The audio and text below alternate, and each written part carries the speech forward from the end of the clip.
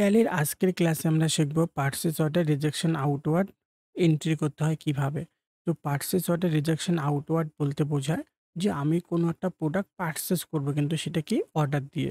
এখন যখন আমি অর্ডার দেব আর যখন আমাকে ডেলিভারি দেবে, তো ডেলিভারি দেওয়ার সময় দেখা গেল দুটো প্রোডাক্ট বা একটা প্রোডাক্ট ড্যামেজ বের হয়েছে।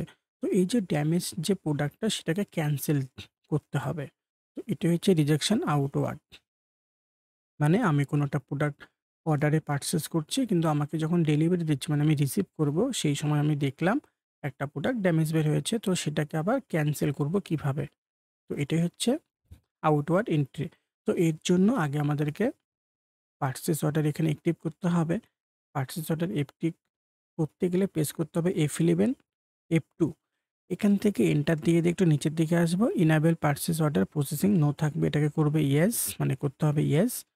আর এখান থেকে ইউজ ট্র্যাকিং নাম্বার এটাও নো থাকবে, এটাকেও করে নেব ইয়েস। সঙ্গে rejection inward outward notes no থাকবে, একেও ইয়েস করে নেব। এরপর একসেপ্ট করে সেভ করে দেব। এখন আমাদেরকে কিছু লেজার তৈরি করতে হবে। তো প্রথম লেজার তৈরি করতে হবে যার কাছ থেকে আমি পারচেস করছি। তো লেজার তৈরি করতে গেলে আসতে হয় অ্যাকাউন্টিং ইনফো, এখান থেকে লেজারে আসবো। তারপর এখান থেকে ক্রিয়েট এসে তৈরি করতে হবে। তো এখানে আমি অলরেডি যার কাছ থেকে পারচেস করব সেই লেজারটা তৈরি করে নিয়েছি। যে আমি গিফট হাউসের কাছ থেকে পারচেস করব। আর পারচেস করতে গেলে পারচেস বলে একটা কমন লেজার তৈরি করতে হয়। তো এখানে দুটো লেজার আগে থেকে তৈরি করাই থাকে, ক্যাশ, প্রফিট অ্যান্ড লস। এরপর একটা স্টক তৈরি করতে হবে, আসতে হবে ইনভেন্টরি ইনফো, এখান থেকে স্টক আইটেম ক্রিয়েট এসে তৈরি করব। তো এখানে আমি আগে থেকে একটা স্টক তৈরি করে রেখে দিয়েছি। তো এখন আমি কি করব? পারচেসটাকে এন্ট্রি করব, মানে আগে অর্ডার এন্ট্রি করব। তো অর্ডার এন্ট্রি করতে গেলে আসতে হবে অ্যাকাউন্টিং ভাউচারে, এখান থেকে প্রেস করতে হবে অল্ট F4। তাহলে পরে কি আসবে? পারচেস অর্ডারটা ওপেন হয়ে যাবে। তো পারচেস অর্ডার ভাউচার ওপেন হয়ে আসলো। এখন পার্টি নেমের মধ্যে নিতে হবে আমি কাকে অর্ডার দিচ্ছি। তো এখানে একটাই লেজার তৈরি করা আছে, নিয়ে নিলাম। এখানে কিচ্ছু করব না, কন্ট্রোল A।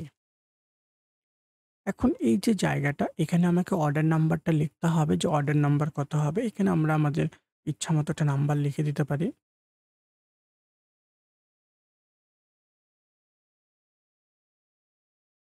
এইভাবে একটা নাম্বার লিখে দিলাম। এন্টার। এখানে পারচেজ লেজারটা নিয়ে নিতে হবে। নেম অফ আইটেম, কোন প্রোডাক্টটা আমি পারচেজ করছি, রিয়েলমি ফোন, নিয়ে নিলাম। তারপর এখানে ডেটটা যা আছে তাই থাকবে। কোয়ান্টিটি, যে কতগুলো পারচেজ করব, যে আমি এখানে 15 পিসের অর্ডার দিয়ে দিলাম। আমার এখানে অর্ডারটা চলে আসলো, অ্যামাউন্টটা চলে আসলো। কন্ট্রোল এ প্রেস করে সেভ, আবার কন্ট্রোল এ প্রেস করে সেভ। তো আমি অর্ডার দিয়ে দিলাম। এখন দেখা গেল আজকে অর্ডার দিলাম মানে তো আজকে আমাকে প্রোডাক্টটা দিচ্ছে না, ১ দিন পর বা ২ দিন পর দিচ্ছে। তো আমাকে প্রোডাক্টটা আমি ধরছি ১ দিন পর আমাকে পাঠিয়ে দিল। তো যখন পাঠাবে এখন আমাকে কি করতে হবে?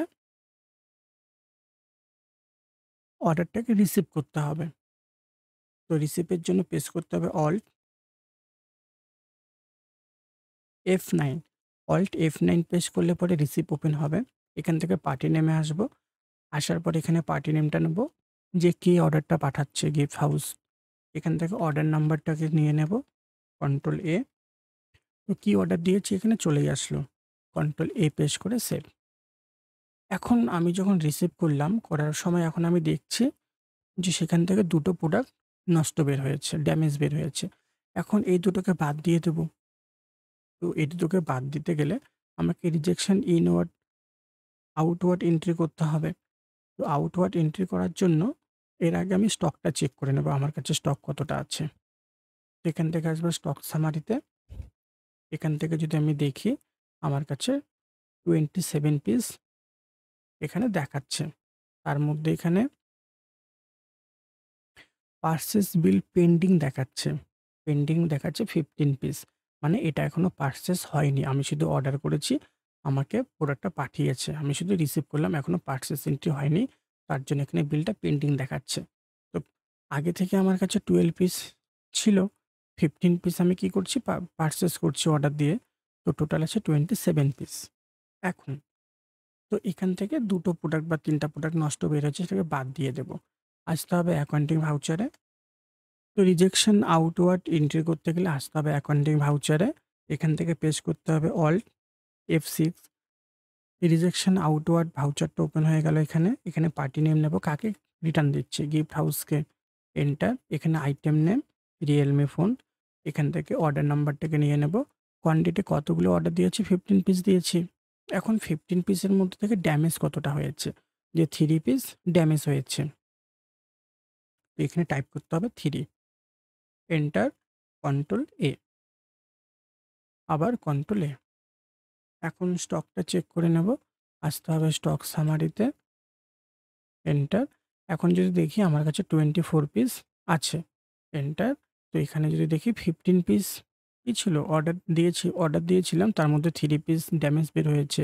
3 পিসকে বাদ দিয়ে দিলাম, তো 12 পিস থাকবে। তো এখন এটা পেন্ডিংই দেখাচ্ছে, তো এটাকে এখন পারচেজ করতে হবে। পারচেজ এন্ট্রি করব। তো আসতে হবে অ্যাকাউন্টিং ভাউচার। এখান থেকে F9। পার্টি নেম নিতে হবে।